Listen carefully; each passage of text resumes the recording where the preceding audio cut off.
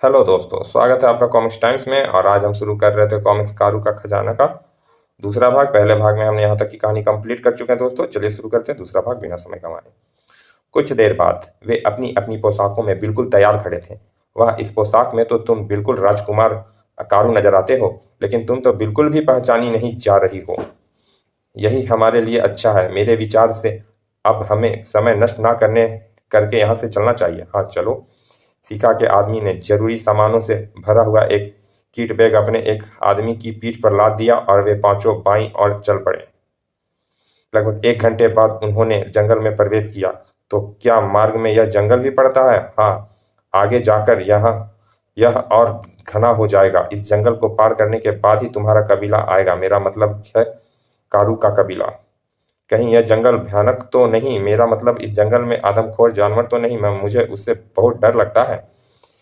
भयानक और हिंसक जानवर तो बहुत है, लेकिन तुम चिंता मत करो, हमारे रहते वह तुम्हारा बाल भी बांका नहीं कर पाएंगे। ओह, तब ठीक है।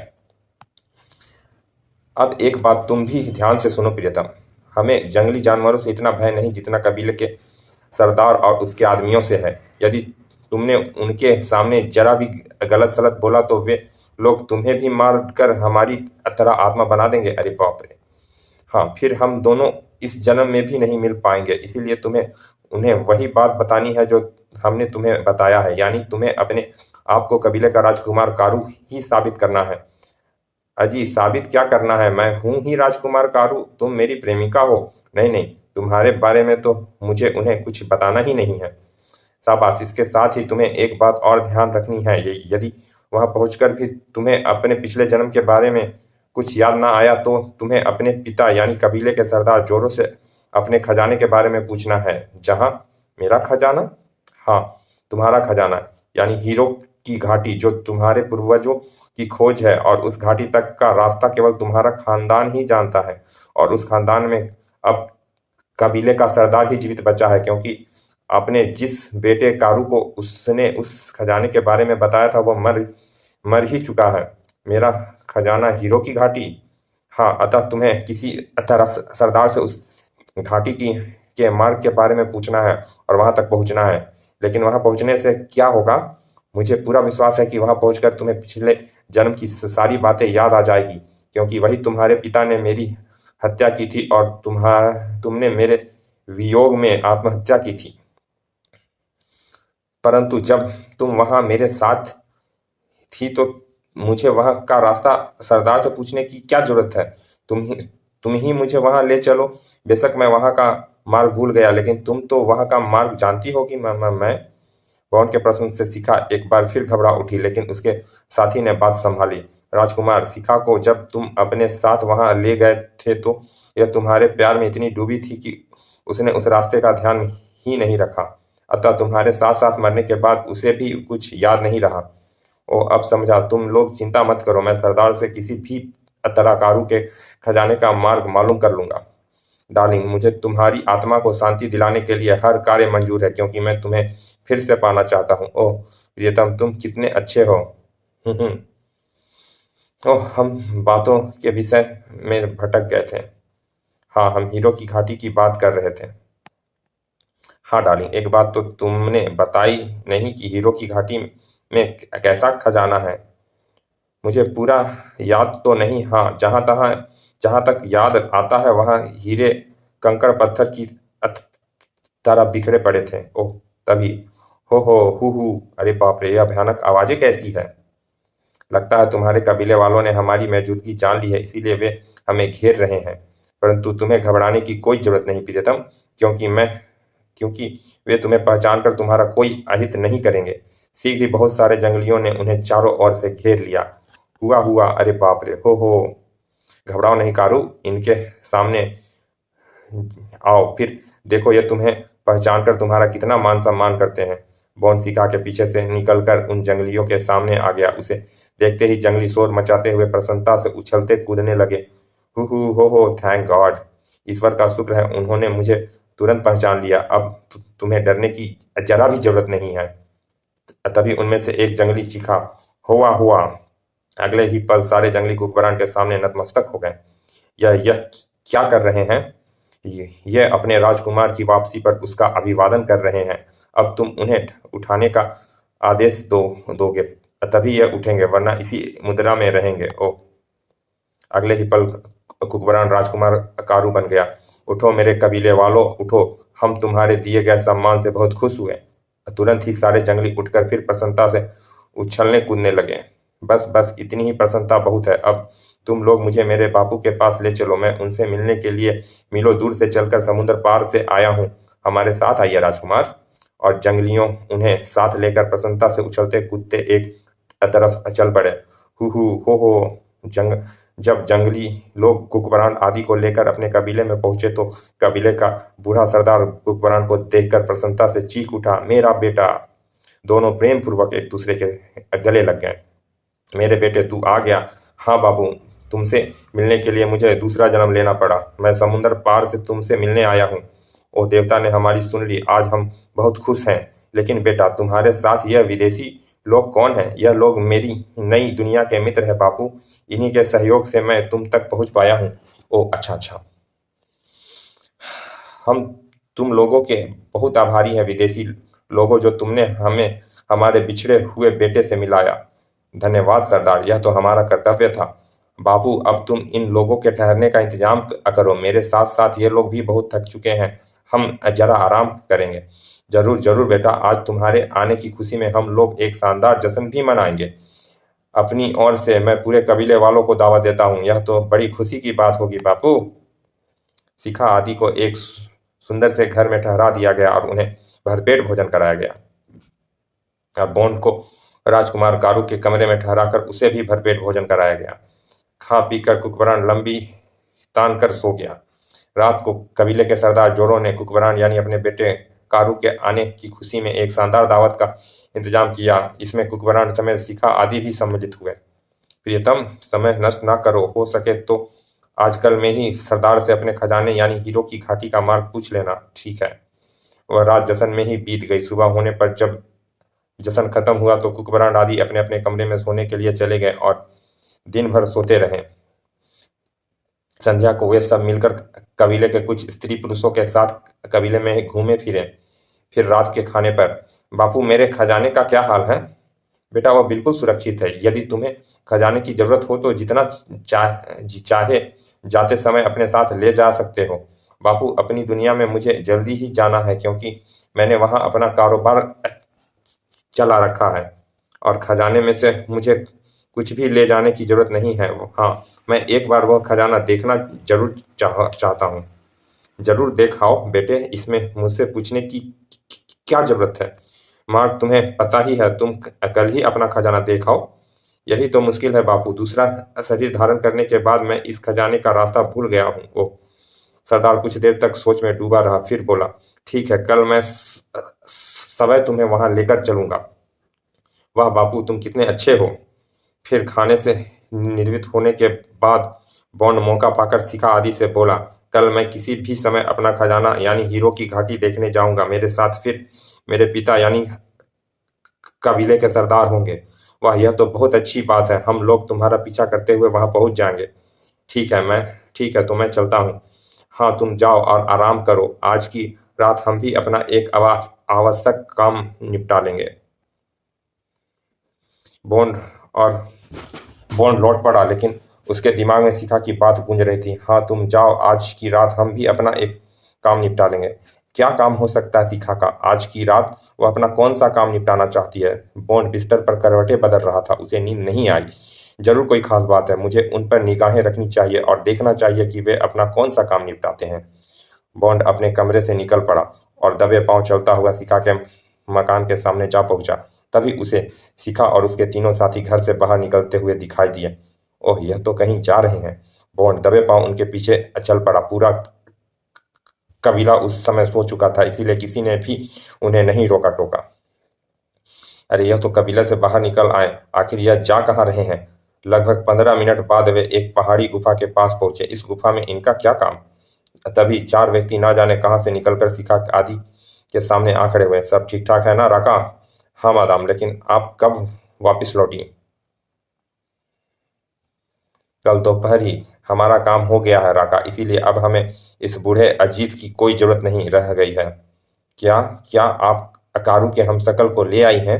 हाँ, अब वह सरदार जोरो के बेटे के रूप में हमें हीरो की घाटी तक पहुंचा देगा। इसके बाद हम हीरो की घाटी में होंगे और अकारू का खजाना हमारा होगा। युवती की बात सुनकर सभी प्रसन्नता से ठहाके लगा उठे। हा हा हा। अच्छा, अब यह बताओ कि वह बूढ़ा अजीत कैसा है? फिलहाल तो ठीक ठाक है, लेकिन लगता है आज से वह अपनी मौत की घड़ियां गिनना आरंभ कर देगा। उसके बाद वे लोग गुफा के भीतर प्रविष्ट हो गए। तो यह चक्कर है। जरूर इस गुफा में किसी को रख इन्होंने कैद कर रखा है। कौन हो सकता है वो? खैर, इनके जाने के बाद पता करूंगा। बॉन्ड वहीं खड़ा उनके बाहर निकलने की प्रतीक्षा करने लगा। कुछ देर बाद शिखा आदि गुफा से बाहर निकले। सुनो राका, तुम लोग अपनी जगह जाकर आराम करो, हम वापस कबीले जा रहे हैं। ठीक है। फिर शिखा व उसके साथी कबीले की ओर लौट पड़े और राका व अन्य पास के ही पेड़ के झुरमुराहटों में के बीच जाकर खो गए। उनके नजर से ओझल होते ही बॉन्ड उस गुफा के भीतर पहुंच गया। ओह, तो यह है वो कैदी। बॉन्ड पर नजर पड़ते ही वह बोल उठा, कौन हो तुम? अरे राजकुमार कारू? नहीं, मैं राजकुमार कारू नहीं हूँ। फिर बॉन्ड ने उसे बंधन मुक्त करा के अपने बारे में और वहां आने के बारे में सब कुछ बता दिया। लेकिन आप कौन हैं और शिखा ने आपको यहाँ क्यों कैद रखा है? सुनो, मैं तुम्हें सब कुछ बताता हूँ, फिर तुम्हारी समझ में सारी बात आ जाएगी। मेरा नाम अजीत पाल है, मैं भारत का रहने वाला हूँ, मैं पेशे से शिकारी हूँ। एक बार मेरा जहाज क्रैश हुआ और संयोग से मैं इस टापू पर आ पहुंचा और भटकता हुआ सरदार जोरो के कबीले जा पहुंचा। वहां एक नेक और बहादुर आदमी था, उसने मेरा स्वागत किया और आतिथ्य की तरह सम्मान दिया। मुझे सरदार और वह कबीला वह उसके वासी इतने अच्छे लगे कि मैं वहीं बस गया। मुझे वहां रहते वर्षों गुजर गए। मैंने सरदार के बेटे को जवान होते हुए एक लड़की शिखा के प्रेम चक्कर में उसे मरते हुए भी देखा। इस बीच मेरी मुलाकात शिखा और उसके साथियों से भी हुई, जो भटक कर इस टापू में आ पहुंचे थे। मेरे कहने पर सरदार ने उन्हें भी काफी इज्जत दी।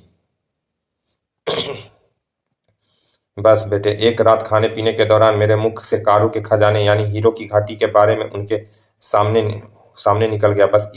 उसी दिन से मेरी सामत आ गई।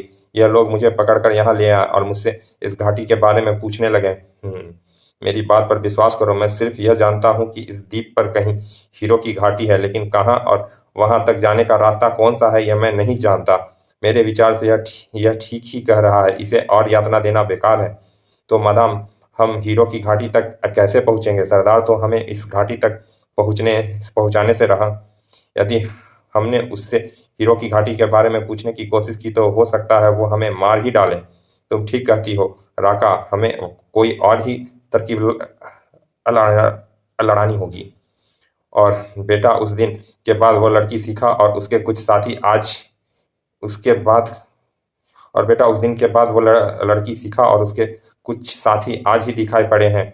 वे अभी मुझे यह बात बताकर गए हैं कि हीरे की घाटी तक पहुंचने वाला राजकुमार कारू मिल गया है और मैं आज से अपनी मौत की घड़ियां गिनना आरंभ कर दूं, क्योंकि हीरो की घाटी पहुंचने के बाद वे मुझे खत्म कर देंगे। और अब तो तुम समझ ही गए होगे बेटे कि वे तुम्हें यहाँ राजकुमार कारू बनाकर क्यों लाए हैं। बाबा, दाल में कुछ काला कंकड़ पड़ा है, यह तो मैं पहले ही समझ गया था, लेकिन यह नहीं जानता था कि आत्मा बनकर मुझे यहाँ तक लाने के पीछे उन लोगों का उद्देश्य सिर्फ कारू के खजाने तक पहुँचना है।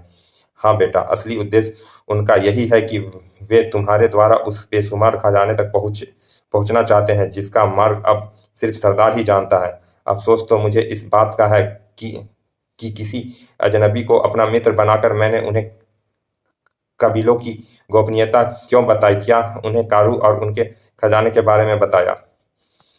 तुम चिंता मत करो बाबा, भगवान जो करता है भले के लिए ही करता है। मुझे यहाँ लाकर उन्होंने अपनी मौत को दावत दी है और अब उनका अंत निकट ही है। अब तुम मेरी बात ध्यान से सुनो बाबा, यह से निकलकर अब तुम्हें मेरी योजना पर कार्य करना है। फिर बॉन्ड ने बूढ़े को अपनी योजना बताने लगा। उसके बाद वो और बूढ़ा अजीत पाल गुफा से बाहर निकल आया। चूंकि शिखा के आदमियों को ऐसी किसी बात की आशा नहीं थी, इसीलिए वे निश्चिंतता के साथ अपने ठिकाने पर सोए थे। जाओ बाबा, अब तुम कबीले पहुंचकर वही करो जैसा मैंने कहा है। मैं जिस रास्ते से आया था उसी रास्ते से कबीले वापस जा रहा हूँ। ठीक है। फिर बूढ़ा अजितपाल एक अन्य मार्ग से कबीले की ओर चल पड़ा और बॉन्ड जिस रास्ते से आया था उसी मार्ग से कबीला वापस लौट पड़ा। अगले दिन सुबह सरदार कुकबरान को लेकर हीरो की घाटी की ओर चल पड़ा, जबकि सिखा और उसके आदमी उनके पीछा कर रहे थे। एक स्थान पर पहुंचकर सरदार जोरो अपने घोड़े से नीचे उतर पड़ा।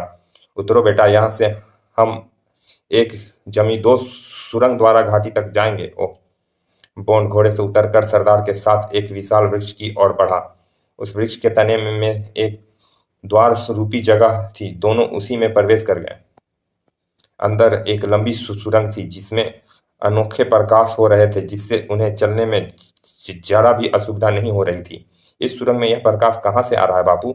यह प्रकाश तुम्हारे खजाने में पड़े बेशुमार चमकदार पत्थरों का है बेटा। ओह, यानी वे चमकदार पत्थर हीरे हैं। कुछ देर बाद जब सुरंग खत्म हुई तो कुकबरान ने अपने आप को एक जगमगाती घाटी में खड़ा पाया, जो ईंट पत्थर की तरह पड़े हीरो से जगमगा रही थी। हे भगवान, इतना अनमोल खजाना इस तरह बिखरा पड़ा है। तभी बस बॉन्ड, तुम्हारा बहुत बहुत धन्यवाद जो तुमने हमें यहाँ तक पहुँचा दिया। अब तुम दोनों मरने के लिए तैयार हो जाओ। यह क्या बेहुदा हरकत है डार्लिंग, तुम अपने प्रियतमा को ही मार डालोगी? ही, कौन किसका डार्लिंग प्रियतम?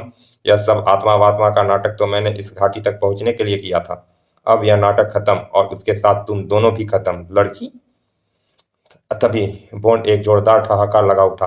हा हा हा हा, है यह तुम मूर्खों की तरह हंस क्यों रहे हो? मैं तुम्हारी मूर्खता पर हंस रहा हूँ डार्लिंग। सुनो, तुम मुझे मूर्ख समझकर मूर्ख बनाती हुई यहाँ तक आई और मैं जानबूझकर मूर्ख बनता हुआ तुम्हें मूर्ख बनाता हुआ यहाँ तक आ पहुंचा।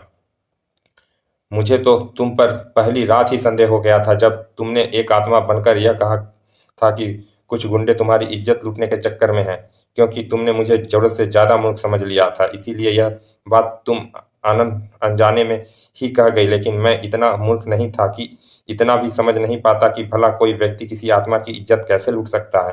परंतु मैं खामोश इसलिए रहा क्योंकि मैं तुम्हारी असलियत और मकसद जानना चाहता था, और यहाँ आकर मैं सब कुछ जान गया। बेटा, यह सब क्या चक्कर है? यह लड़की कौन है और हमारी मित्र बनकर अब हमारी जान क्यों लेना चाहती है?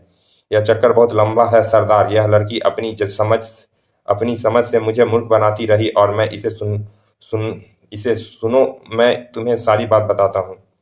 कहकर बॉन्ड ने उसे विस्तार से सब कुछ बता दिया। सब कुछ सुनकर सरदार क्रोध से आग बबूला उठा। मैं इस चालाक और मक्कार लड़की के टुकड़े टुकड़े कर दूंगा। ठहरो सरदार, तुम्हें कुछ करने की कोई जरूरत नहीं। जो कुछ करेंगे तुम्हारे कबीले वाले और तुम्हारा मित्र अजितपाल करेंगे। अजितपाल? अरे कहाँ है मेरा मित्र? जिस तरह यह मक्कार लोग हमारा पीछा करते हुए यहाँ तक आए हैं, उसी तरह वे भी कबीले वालों के साथ हमारा पीछा करते हुए यहाँ तक आए हैं। ठहरिए, मैं अभी उन्हें बुलाता हूँ। कहकर बॉन्ड ने मुंह में दोनों हाथों की उंगलियां डालकर एक तेज सीटी बजाई। फी फी। अगले ही पल हो। अरे बाप रे, हे भगवान, अब क्या होगा? वाह, हाँ, अब तुम लोग मरने के लिए तैयार हो जाओ शैतानों। साथियों, खत्म कर दो इन विदेशी शैतानों को। हो। जंगली तुरंत सीखा और उसके साथियों पर टूट पड़े। आई उफ, आई। पलक झपकते ही काबिले वालों ने उन सबको मौत के घाट उतार दिया। सरदार ने सारी बात जानकर अजितपाल को अपने गले से लगा लिया और कुछ दिन उस कबीले में काटने के बाद बॉन्ड हेलीकॉप्टर द्वारा वापस भारत लौट पड़ा। उसे विदा करते समय सरदार समेत सबकी आंखों में आंसू थे। समाप्त। चलिए दोस्तों, ये कॉमिक्स यहाँ समाप्त होती है। मिलते हैं फिर ऐसे ही किसी अच्छे से कॉमिक्स के अच्छे से भाग में। और अभी तक आपने हमारे चैनल को सब्सक्राइब नहीं किया है दोस्तों, तो प्लीज़ सब्सक्राइब कर दें। चलिए मिलते हैं फिर, तब तक के लिए धन्यवाद। विदा।